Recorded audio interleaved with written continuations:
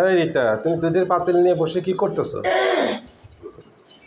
দুধের পাতিল নিয়ে বসে আছি। এই দুধ কালকে হুমায়ুনের গরুর দুধ কিনে আনলাম না আমরা আসার সময়, তো চাল দিছি। এটা দুধের স্বর উঠাবো, দেখো এদিক দেখাও কি সুন্দর, দেখো দুধের স্বর উঠে গেছে, একদম ঘি উঠে গেছে, দেশি গরুর দুধ। তো এই স্বরটাকে এখন তুলে নেবো আমি, তারপর দুধ বোতলে তুলে ফ্রিজে রেখে দেবো, বুঝছো? আমি মনে করছি তুমি সবগুলো দুধ বসে বসে খাবা। তাই কি কখনো সম্ভব বলেন? আপনারাই সবাই বলেন। তো এই গরম দুধের ভিতর থেকে না এই সরগুলো তোলা যাবে না, তো সেই জন্য আমি গত রাত্রে হচ্ছে জাল দিয়ে ঠান্ডা করে রাখছি। এখন ভাবলাম যে সরগুলো তুলে নিই। সরগুলো তোলার একটা কারণও আছে। জান্নাতিকে হচ্ছে বাটার বানায় মুখে দেওয়াবো। জান্নাতির গালে একটি স্পট আছে, তো যেহেতু এটা একদম অর্গানিক দুধের স্বর, অনেকে সাজেস্ট করছে যে দুধের স্বরই দিয়ে দিবেন ওকে, অন্য মেডিসিন টেডিসিন দেওয়ার দরকার নাই। তো সেই জন্য ভাবছি যে অনেকখানি দুধের স্বর, এখানে 5 লিটার দুধ আছে, তো সেই 5 লিটার দুধে তো অনেকখানি বাটার হবে। তো সেই জন্য হচ্ছে এই স্বরগুলো তুলে নিচ্ছি। কিন্তু একটা কথা, গোপন কথা বলি, হ্যাঁ, যে ক্যামেরা ধরে আছে সেই দুধের স্বর খাওয়ার জন্য কয়েকবার করে হামলা দিছে, বুঝছেন? সে মানে যে দুধের স্বর যে লুকে লুকে খায়, মানে যে স্বর চোর, সোজা কথা।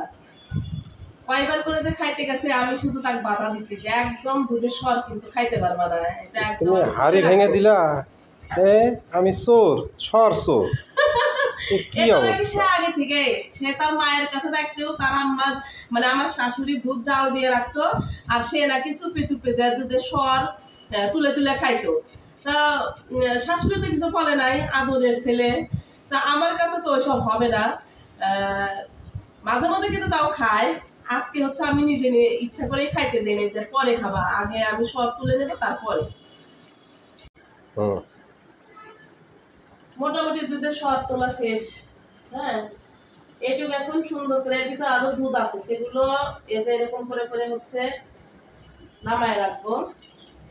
আর বাকিটুকু হচ্ছে একটা বক্সে ডিপে রেখে দেবো, তাই এটা এমনিতেই হচ্ছে বাটার হয়ে যাবে। তো গ্রামের বাড়ি থেকে খাঁটি গরুর দুধ নিয়ে আসছি, যেহেতু ঈদের পরে আরো লাচ্চা সেমাই পায়েস টায়েস খাইতে হবে, তারপরে দুধটা তো খাইতেই হয়। সেই জন্য গ্রামের বাড়ি থেকে আসার সময় কিন্তু এইভাবে দুধ আমরা কিনে নিয়ে আসি। এখন আর আমরা বাসে আসা যাওয়া করতে পারি না গাইস, এখন আমাদের সিএনজি রেডি করে নিয়ে যেতে হয়। এক সিএনজিতেও হয় না, মানুষ যায় 4 জন, ব্যাগ হয় 15টা 16টা, সবাই দেখে অবাক হয়ে যায়, সিএনজি আলা পর্যন্ত।